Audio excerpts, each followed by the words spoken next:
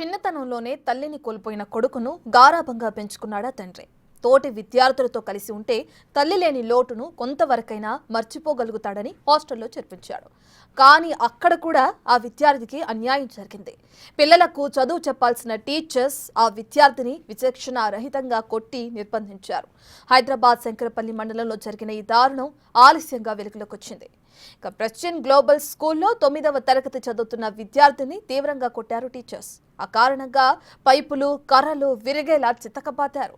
తీవ్ర గాయాల పాలైన ప్రద్యున్కి వైద్య పరీక్షలు కూడా చేయించలేదు. ఇంటికి సమాచారం ఇవ్వకుండా నిర్బంధించడంతో పాఠశాల యాజమాన్యంపై తీవ్ర ఆరోపణలు వెల్లువెత్తుతున్నాయి.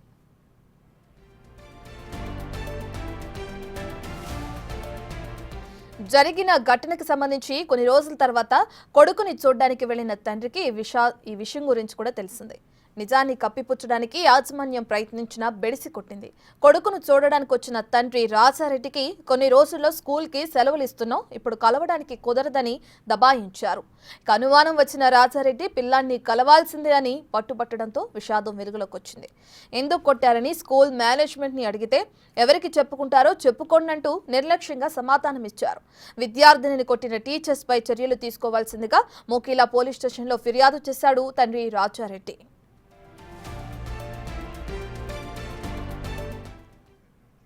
దీనిపై మరింత సమాచారాన్ని మా ప్రతినిధి సుజాత అందిస్తారు. పటాన్ చెరువు కొండకల్లోని ప్రాచీన్ గ్లోబల్ స్కూల్లో 9వ తరగతి చదువుతున్న ప్రద్యుమన్ని టీచర్స్ అత్యంత దారుణంగా కొట్టినటువంటి ఘటన చోటు చేసుకుంది. అసలు ఏం జరిగింది ఏంటి? ప్రద్యుమన్ మనతో పాటు ఉన్నాడు. ఎప్పుడు జరిగింది, ఏం జరిగింది? 10th రోజు జరిగింది. అయితే నేను మా ఫ్రెండ్ తిట్టుకున్నందుకు దీప్తి మ్యామ్ నన్ను కొట్టింది, ఇంకా ఇద్దరు సార్లు కొట్టిండు. అయితే మ్యామ్ని ఎందుకు కొడుతుర్రు అని అడిగితే కట్టెతో కొడితే కట్టిరిగిపోయింది. ఇంకా సాంబర్ సార్ నా బ్లాక్ చేంజ్ చేసిండు, ఎందుకు చేంజ్ చేసిండు అని అడిగితే కొట్టారు. ఇంకా వెడ్నెస్డే రోజు చిన్మయ్ సార్ అని ఒక సార్ని నన్ను పిలిచి అందరి ముందట 2 కట్టెలతో 2 పైపులతో కొడితే కట్టెలు ఇంకా పైపులు ఇరిగిపోయినాయి. అంటే ఎందుకు మీ ఇద్దరి మధ్య ఎందుకు గొడవ జరిగింది? మీరు పేరెంట్స్కి చెప్పారా? నేను చెప్పలే, ఆయన చెప్పిండు. ఏం పేరు తన పేరు? పార్థివ్. వాళ్ళ పేరెంట్స్ వచ్చి నీతో మాట్లాడారా? అవును. ఏమని చెప్పావు? ఏమని అంటే వాళ్ళు ఏమన్నారంటే ఎందుకు తిడుతున్నావు అంటే నేను తిట్లే, ఆయననే ఫస్ట్ తిట్టిందంటే వదిలేసిరు వాళ్ళు. ఎందుకు మీ ఇద్దరి మధ్య అసలు ఎందుకు గొడవ జరిగింది? ఇట్లా మాట్లాడుతుంటే ఆడే ఫస్ట్ తిట్టిండు. ఏమని తిట్టాను నేను? నువ్వు కంప్లైంట్ ఇచ్చావా తిట్టినప్పుడు సార్ వాళ్ళకి? ఇయ్యలే. తను మళ్ళీ నిన్ను ఏమన్నా కొట్టడానికి కానీ ఏమన్నా చేశాడా? కొట్టిండు. ఏమన్నారు సార్ వాళ్ళు? అంటే నిన్ను కొట్టేటప్పుడు అక్కడ సార్ వాళ్ళు కానీ స్టూడెంట్స్ కానీ ఉన్నారు కానీ ఎవరు చూడలే. అప్పుడు అందరు మ్యాచ్ చూస్తారు. అంటే స్కూల్లోనే కొట్టారా లేకపోతే హాస్టల్లో కొట్టారా? హాస్టల్లోనే కొట్టారు. తర్వాత ప్రిన్సిపాల్కి కానీ లేకపోతే స్కూల్ మేనేజ్మెంట్కి కానీ కంప్లైంట్ చేసావా? చేసినా కానీ ఎవరు పట్టించుకోరు. మీ పేరెంట్స్కి ఎప్పుడు చెప్పావు? ఫ్రైడే రోజు చెప్పిన. అంటే ఎన్ని డేస్ తర్వాత? 1 వీక్ తర్వాత చెప్పిన. అంటే ఇంతకు ముందు ఎప్పుడైనా టీచర్స్ కొట్టడం కానీ లేకపోతే అలా చేస్తుండే వాళ్ళు అసలు ఎందుకు అంత దారుణంగా ఎందుకు కొట్టారు? ఎందుకంటే అలా మమ్మీ కంప్లైంట్ చేసింది నా మీద, అందుకు కొట్టి. నువ్వు మీ పేరెంట్స్ కంప్లైంట్ చేయడం కానీ లేకపోతే కాల్ చేసి మాట్లాడడం కానీ ఏం చేయలేదా? కాల్ చేద్దాం అనుకున్నా కానీ స్కూల్ వాళ్ళు ఫోన్ ఇవ్వాలి. తను డైలీ వెళ్ళేసి వస్తూ ఉంటాడా? తను హాస్టలేనా? ఆయన కూడా హాస్టలర్. తనకి మొబైల్ ఇచ్చారు కానీ నీకు ఇవ్వలేదు? అవును. నీకు ట్రీట్మెంట్ చేయించారా? ఎక్కడెక్కడ గాయాలయ్యాయి?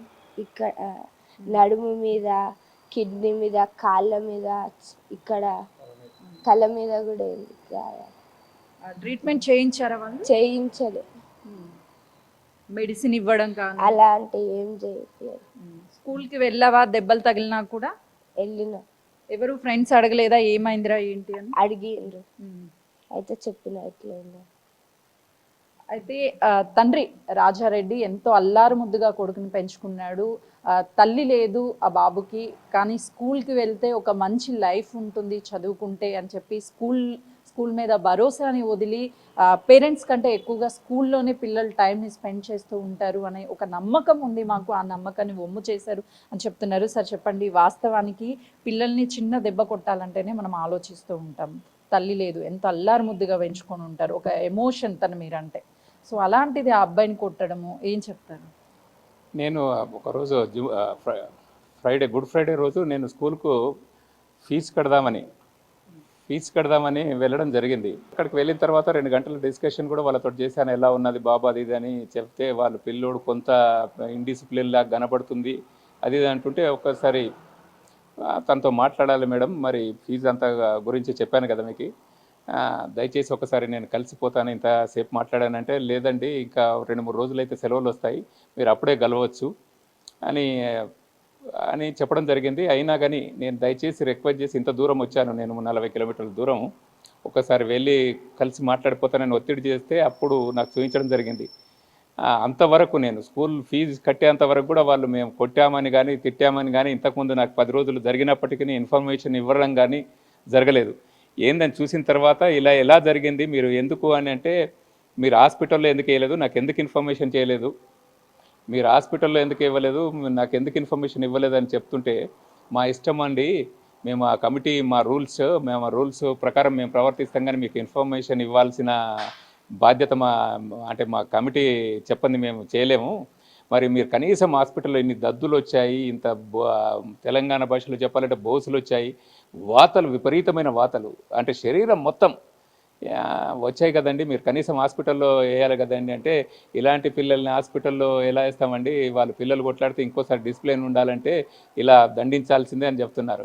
అరే, ఆ తల్లి లేని పిల్లోని మీరు అపురూపంగా చూస్తారని చెప్తేనే మీ హాస్టల్లో జాయిన్ చేశానండి, ఇంత కాస్ట్లీ స్కూలు, మీరు ఏదైనా కనీసం ఇప్పుడు చైర్మన్ కానీ ఆ పుట్టిన పిల్లోని కానీ పిలిపించండి అంటే, మీరు ఎక్కడ చెప్పుకుంటారో అక్కడ చెప్పుకోండి, మేము కూడా చంద్రబాబు మనుషులము, మేము ఇప్పుడు రాలేదు 20 ఏళ్ళ క్రితమే వచ్చాము, ఎట్టి పరిస్థితుల్లో మీరు ఎక్కడ చెప్పుకుంటారో, మేము ఇది ఒకటి మాకు స్కూల్ లేదు, కావాలంటే మాకు హాస్పిటల్ కూడా ఉన్నాయి, మీరు ఏదైనా స్కూల్ మూసుకుంటా అంటే మూసుకోండి, మాకు కొత్తగా హాస్పిటల్ కూడా పెట్టాము, మమ్మల్ని ఎవరు ఏం చేయలేరు, మీరు ఇష్టం ఉన్న దగ్గర చెప్పుకోండి అని బెదిరించడమే జరుగుతుంది.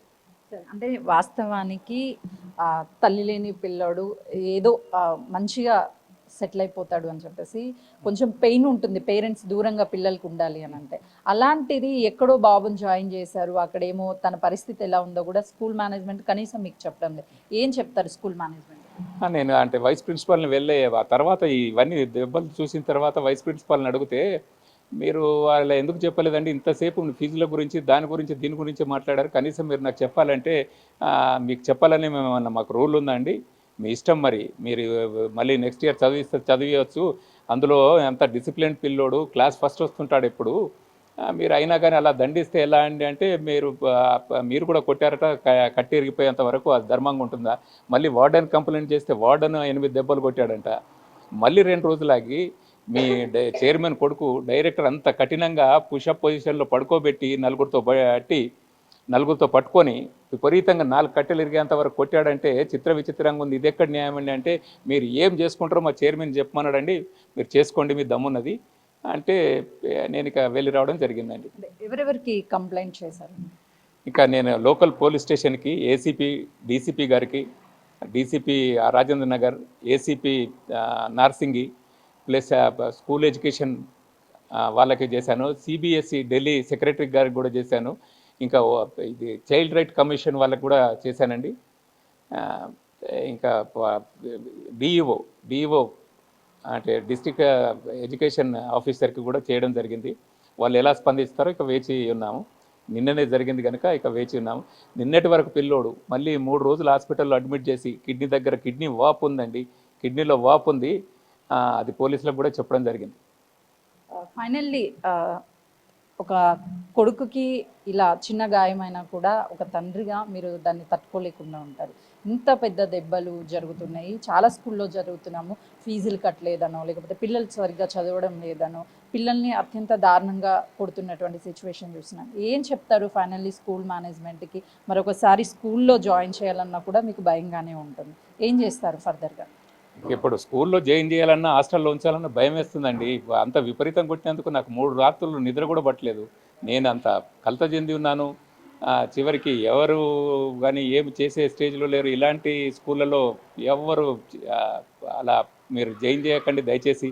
వీడు ఇది మదాహంకారంతో డబ్బహంకారంతో ప్రవర్తిస్తున్న వెంకట్ అనే చైర్మన్ నేనేం చేసుకుంటారో చేసుకోండి, నేను కమ్మ కులానికి చెందినవాడిని, నేను చంద్రబాబు మనిషిని అని విర్రవీగుతూ నన్ను బెదిరిస్తున్నాడంటే ఇది చిత్ర విచిత్రమైన విషయం అండి. ఇక దానికి మించి మేమేం చెప్పగలం చెప్పండి.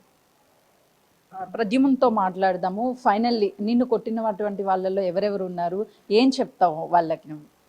ఆ, నన్ను కొట్టిన వాళ్ళల్లో దీప్తి మ్యామ్, సాంబా సార్, ఇంకా చిన్మయ్ సార్ ఉన్నారు. అంటే వాళ్ళు రోజు నీకు చదువు చెప్తూ ఉంటారు, నువ్వు తప్పు చేస్తే దండించాల్సినటువంటి వాళ్ళు, కానీ కొట్టడం అనేది చాలా తప్పు. వాళ్ళకి ఏం రిక్వెస్ట్ చేస్తావు మరొక విద్యార్థిని అలా కొట్టకుండా ఉండడానికి? ఎవరిని కొట్టద్దని చెప్తాను. ప్రద్యుమ్ని అత్యంత దారుణంగా స్కూల్ డైరెక్టర్గా ఉన్న చిన్మయ్ కొట్టాడు అని చెప్తున్నారు. దాంతోపాటు దీప్తి, వీళ్ళు స్కూల్కి సంబంధించినటువంటి టీచర్స్గా పనిచేస్తున్నటువంటి వాళ్ళు కూడా కాళ్ళ మీద, అదేవిధంగా నడుము మీద, అన్ని చోట్ల కూడా పైప్స్ తీసుకొని కర్రలతో అత్యంత దారుణంగా కొట్టడంతో గాయాలు పాలయ్యాడు. 3 రోజుల పాటు ట్రీట్మెంట్. ఇక్కడ చాలా బాధాకరమైన విషయం ఏంటి అని అంటే, తన కొడుకుకి దెబ్బలు తగిలాయి, తను నడవలేనటువంటి పరిస్థితిలో ఉన్నాడు అన్న విషయాన్ని కూడా కనీసం తనకి చెప్పకుండా స్కూల్ మేనేజ్మెంట్ దాచేసి, ఎందుకు బాబుకి ఏం జరిగింది ఏంటి అని అడిగినప్పుడు కూడా, నీకు ఇష్టం ఉన్న చోట చెప్పుకోండి, ఇక్కడ జాయిన్ చేస్తే చేయండి, లేకపోతే లేదు, మా స్కూల్ని మీరు ఏం చెయ్యలేరు, మాకు చాలా బ్యాక్గ్రౌండ్ ఉంది, హాస్పిటల్స్ ఉన్నాయి, ఇవన్నీ ఉన్నాయని చెప్పేసి వాళ్ళు మమ్మల్ని పైగా బెదిరిస్తున్నారు అని చెప్పేసి ఆ తండ్రి ఆవేదన వ్యక్తం చేస్తున్నాడు. ప్రద్యుమ్న్ కూడా తను నాలాగా ఇంకొక విద్యార్థి కానీ విద్యార్థిని కూడా